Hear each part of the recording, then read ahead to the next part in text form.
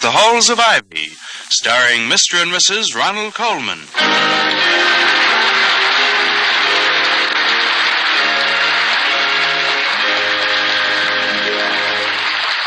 Good evening, this is Ronald Colman. And Benita Coleman. Inviting you to join us again on the campus of Ivy College. And now, the Halls of Ivy.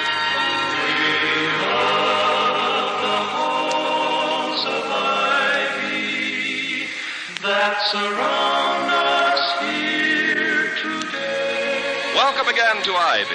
Ivy College, that is, in the town of Ivy, USA. The final weeks of any college semester are crowded ones, and Dr. William Todhunter Hall, president of Ivy, has just put in a strenuous day at his office and returns home to number 1 Faculty Row and his wife, Victoria, with gratitude and relief. Vicky, you home? I hope.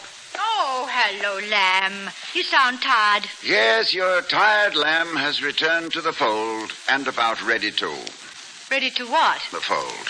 Oh, well, collapse in your chair, darling, and tell me all about it. If you don't mind, I'd rather not. That would require a recharging of my mental batteries, and at the moment I would away with thinking. Which away? That away? No. I'll put it this away. I devoutly hope that we have nothing on the calendar for this evening. Not a thing. Louise is going out. Tonight you have a date alone with your wife. A date alone with my wife to the exclusion of the rest of the world is a unique and happy event. And when I think of the schedule for the next 2 weeks... Oh, I know. The faculty dinner Friday. And this weekend we have the president's reception. Hey, oh, yes, a week from tonight. Next Wednesday, the Wellmans are coming here for dinner. Oh, yes. Now, why did I forget that? Freudian block, perhaps. I made the date a month ago. The Wellmans are the kind of people you can't invite at the last minute. They always think the people you really wanted suddenly drop dead, and you only ask them out of desperation. Excuse me, Dr. Hall. Oh, good evening, Louisa. Is it all right now? I wasn't aware that anything was wrong. If I don't, the prices change. Well, then by all means, do. Thank you. And, Mrs. Hall, I cooked the chicken, but don't touch it. Well, at today's prices, I'm not surprised it's sensitive. I just don't know if I'm going to like it anyway, since she's changed the color of her hair. Who, the chicken? Well, she's almost old enough to be his mother. Is that all, Dr. Hall? Oh, yes, I think that takes care of everything. Oh, just a moment, Louisa, before you go. Is the cooked chicken for tomorrow night's dinner? That's what I said, Mrs. Hall. Oh. But you'll never get me to believe she's doing the singing. Well, good night. Good night, Louisa. And Mrs. Hall, it's in the green one. But don't let it stand too long or it'll fall. That's eggs for you.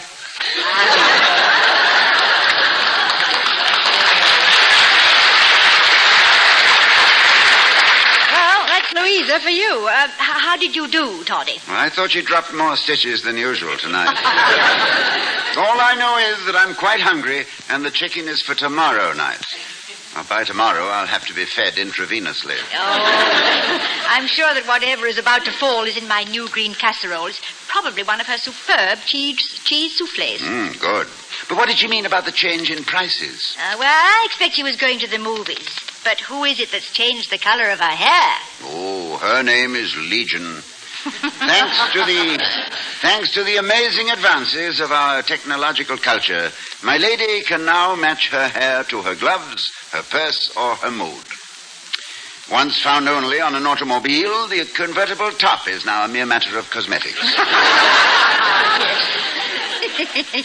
And the permanent, which is so ridiculously temporary, is one of the... well, I expect Louisa's forgotten her key. I'll get it, darling. But you go right ahead with your beauty shop lecture. And by the way, do you think you could fit me in tomorrow afternoon about 4:30 for a shampoo and finger wave? Well, I don't know. Professor Heaslip's coming in for a manicure at 2. I'll have to look at my appointment book. Why, Mr. Merriweather, come in. Oh, thank you, ma'am. How nice of you to call. It's nice of you to say nice, ma'am, when we both know that this is an unholy hour for visiting. Oh, Oh, Charles, come in. Glad to see you. And sit down. You're just in time to hear Richard Hudnut Hall on the subject of modern makeup, or what foundation cream to use when building a foundation for a creamery. No, Charles, I shall not subject you to my layman's opinions on such an esoteric aspect of American life. Oh, esoteric maybe, but don't give your wife any lessons in lily gilding. That schoolgirl complexion needs no more schooling. Oh. She has graduated magna cum wolf whistle. Now, Mr. Merriweather, that's what I call finesse in flattery. Oh, not flattery, ma'am, just honest, gasping admiration. Charles, you are a gratifying relic left over from the age of gallantry. Unfortunately, the art of praise has been neglected in this hard-bitten, pungent period of ours, when compliments are reduced to such frightening phrases as slick chick, dreamboat, and hot shot. You're gone, kid, real gone. Well, I like to think of myself as a gallant character. In The Secret Life of Walter Mitty Merriweather, he sees himself in a scarlet cape and plumed hat on bended knee. It's an odd place to wear a plumed hat. Oh, I don't know. There's something so plebeian about a plain kneecap. Now finish this revolting picture, Charles. I find it quite cloak and sordid. Oh, yes, proceed, Sir Lancelot. Or go on, Gawain. Well, don't encourage me, ma'am. I'm just a Lochinvar at heart and love laughs at Lochinvars of my age. Oh. But there's nothing romantic about my reason for dropping by this evening. Bill, does the name J.B. Radcliffe mean anything to you? Radcliffe? Oh, yes, I think Mr. Wellman did mention him. Well, I'll brief you briefly. Radcliffe is an Ivy alumnus who's been living for years in comparative obscurity until Clarence suddenly discovered he'd become a millionaire. Unhappily, Clarence was in my office a week ago when J.B. called to say he'd be going through Ivy tonight. Naturally, Clarence invited himself along for dinner. Naturally, Clarence saw the handwriting on the endowment, didn't he? Yes, ma'am. But Radcliffe is not what you might call enamored of Wellman. In fact, he thinks Clarence is a clunk. I tried to tell him what a fine man he was, how the Wellman ancestors were good Mayflower stock, how the Wellmans founded a certain city in New England, and Radcliffe said, "What city, Marblehead?" Yeah, that will give you an idea. Well, is there anything I can do to alleviate the situation? Send Mr. Wellman a telegram saying his soup factory's on fire. The Mulligatawny got too hot. Yes, we might send it collect so he'd shoot the messenger boy and get arrested. No, we've got to gag Clarence some way. Oh, better just let him run his course and hope for the best. After all, with a possible $1 million endowment in sight, he might be quite a graceful dinner companion. He'll be too graceful. He'll butter Radcliffe like a breakfast bun. Now, believe me, I can get more folding money out of him with a few friendly insults than Clarence could extract with flattery, prayer, cajolery, and asking to see snapshots of his grandchildren. Well, it's my problem, kiddies. Wish me well. Oh, we do, Mr. Merriweather. May the Radcliffe fountain pen run freely tonight. Yes, and please let us know what success you have. I shall. And if in a moment of mad sanity I stab Clarence with a lobster fork and they send me up the river, use your influence with the governor to get me a low number. Bye now. Goodbye. Charles.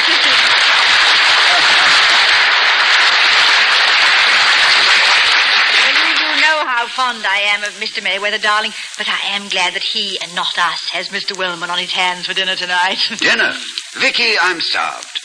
Lock the doors, barricade the windows, muffle the telephone, and let's have at the souffle.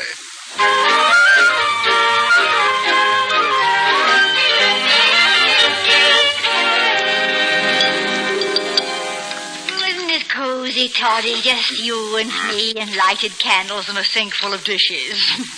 Want some more coffee? No, thank you, darling. I am surfeited, satisfied, replete, and full.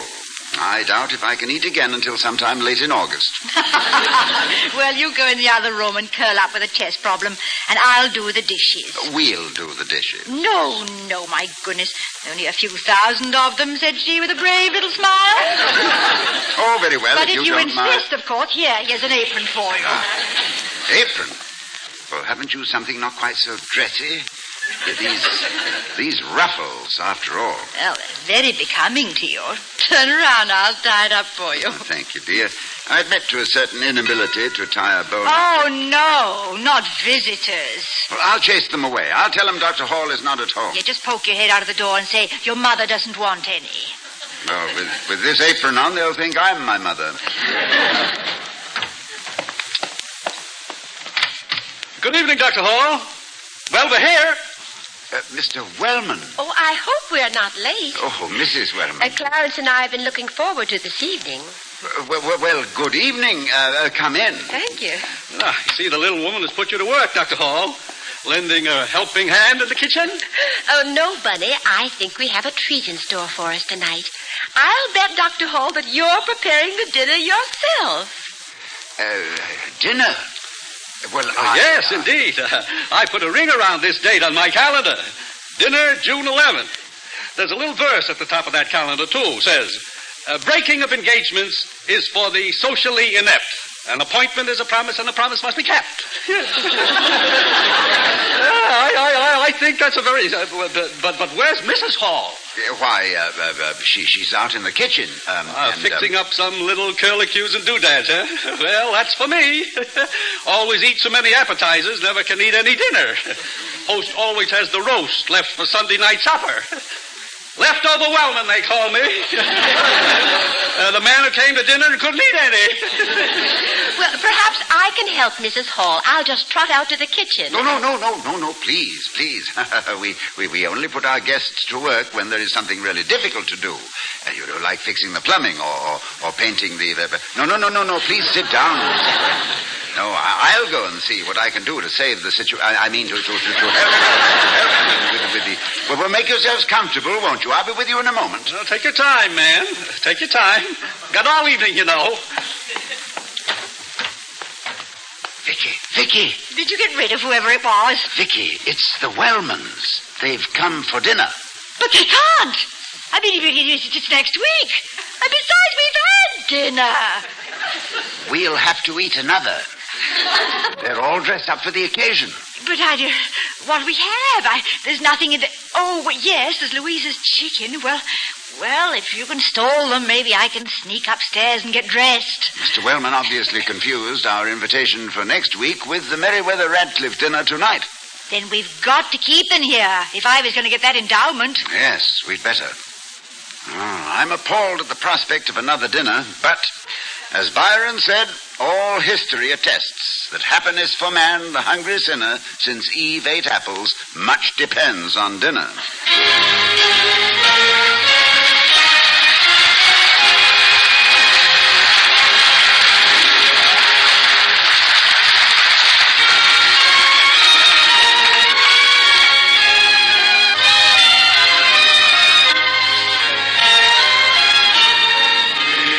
Voice of America is bringing you this presentation of The Halls of Ivy, starring Mr. and Mrs. Ronald Coleman. And now to return to the Halls of Ivy. It's a few moments later, and Dr. and Mrs. Hall are in their kitchen, feverishly trying to throw a dinner together for their unexpected guests, Mr. and Mrs. Wellman, who are sitting in the living room. Bertha Wellman is saying, It's an old room, but really quite lovely, Bunny. Of course, I could never live with those Drakes. Why not? What's the matter with them? Oh, they're much too busy. Busy doing what? Just hanging there. Well, I mean, Bunny, a quieter pattern. Oh, and I should think she'd have more flowers around. I've heard so much about her roses. What's the matter with that clump on the piano? Very pretty. Yes, but for a party... Bunny, what do you suppose has happened to their maid? Don't know and don't care much. Can't understand her anyway. Always talks like she was skipping rope at the same time. Relax, Bertie. They probably let her off for the night to make it more intimate.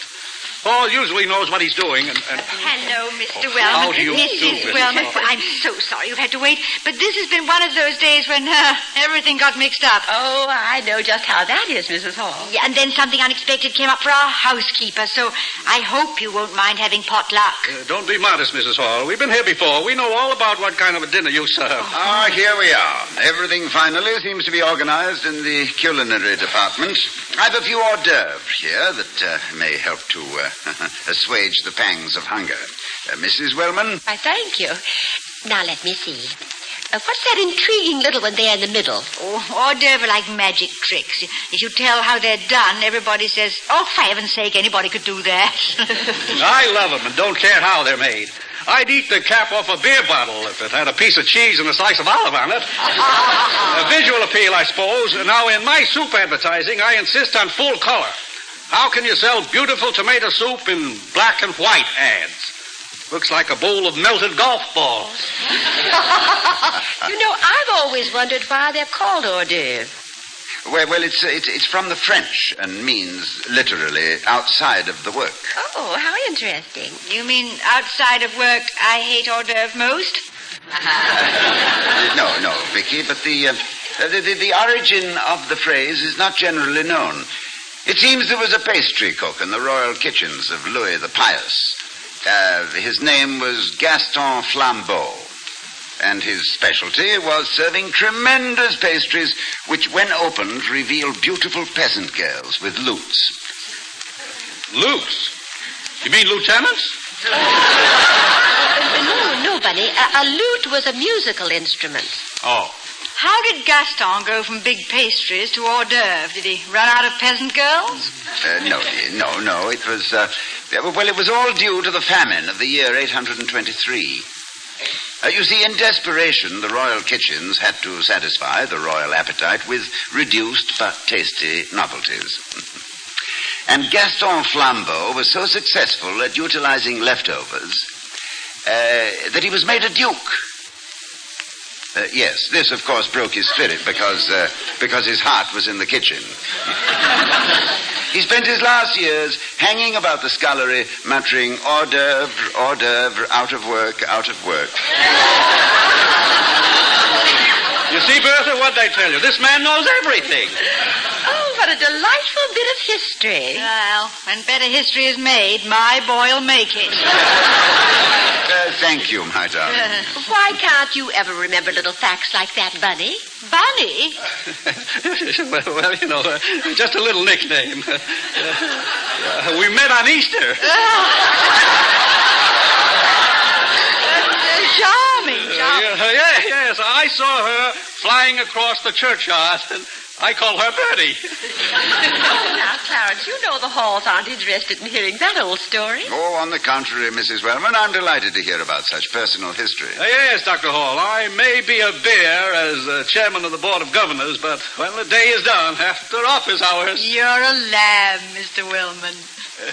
Well, thank you, Mrs. Hall. Well, you too. Don't know what Dr. Hall would do without you. Charm, balance, common sense, and taste. Taste? Oh, well, thank you, Mr. Wellman. That's a perfect cue. Dinner is served.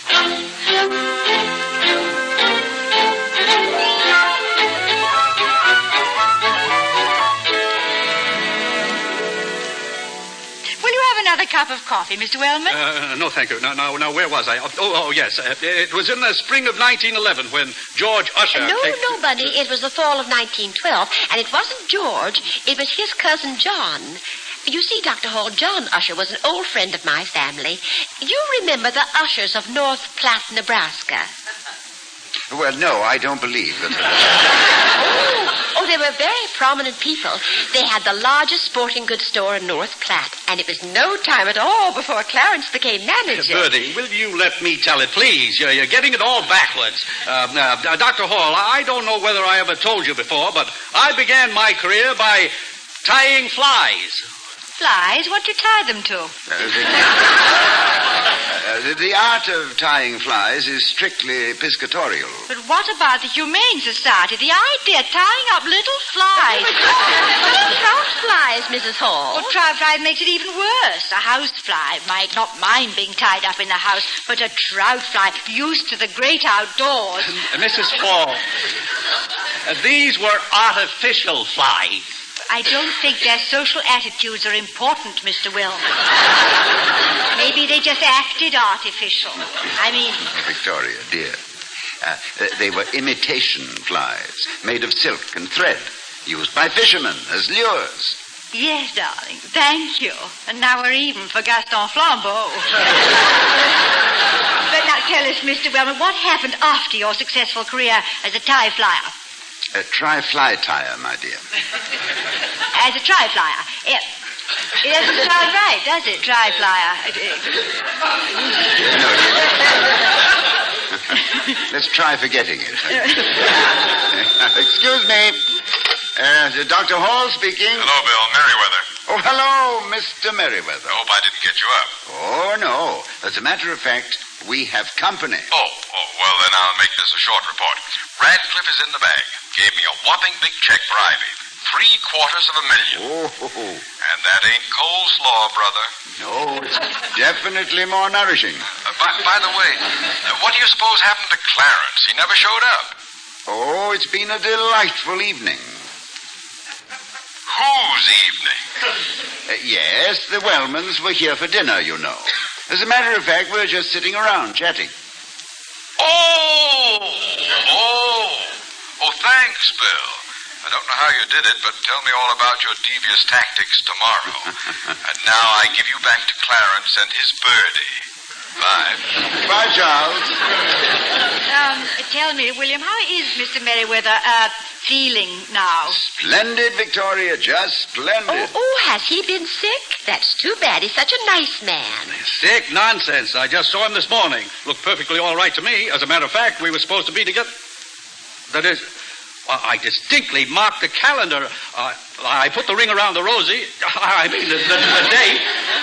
I shouldn't be here. This is a trick. Why, what do you mean, Mr. Wellman? Who would trick you and for what? Merriweather had dinner with Radcliffe tonight, didn't he? Well, yes, Mr. Wellman, he did mention something. Mention? That's where I was supposed to be, but you made me make a mistake. That is, you misled. I thought I got my mixed. That is, my dates. I was sure. What happened?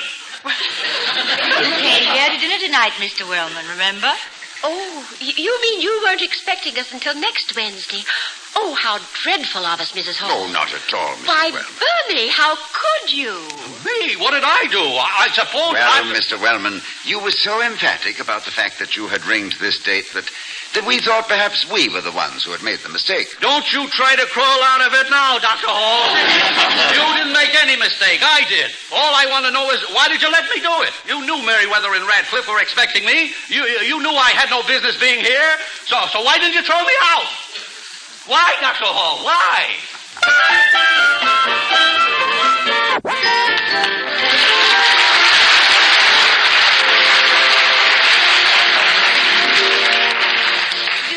I enjoyed myself thoroughly tonight, Toddy, despite all that panic and mixed-up. And incidentally, darling, was the dinner too bad?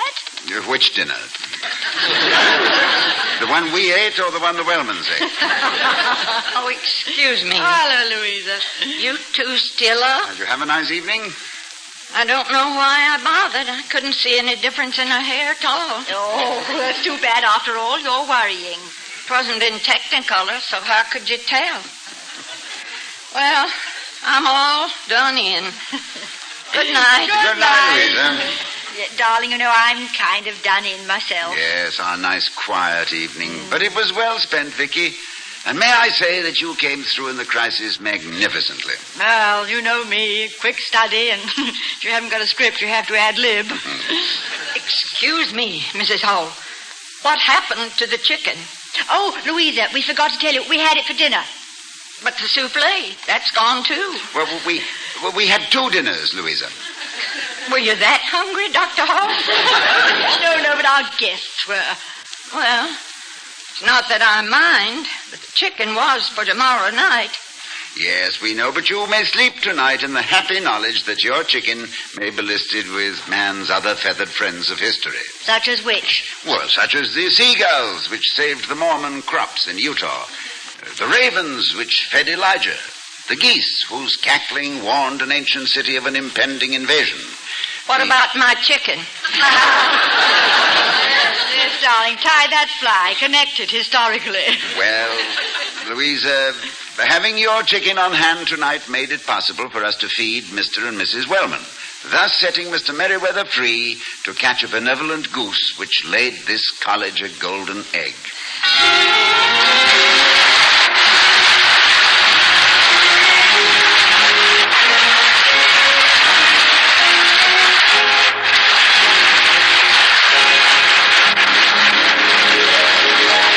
We'll be seeing you next week at this same time at the Halls of Ivy, starring Mr. and Mrs. Ronald Pullman. Louisa is played by Elizabeth Patterson, Mr. Wellman is Herbert Butterfield, Mr. Merriweather is Gail Gordon, and Mrs. Wellman is Sarah Selby. Tonight's script was written by Barbara and Milton Merlin and Don Quinn. Music was composed and conducted by Henry Russell. Ken Carpenter speaking.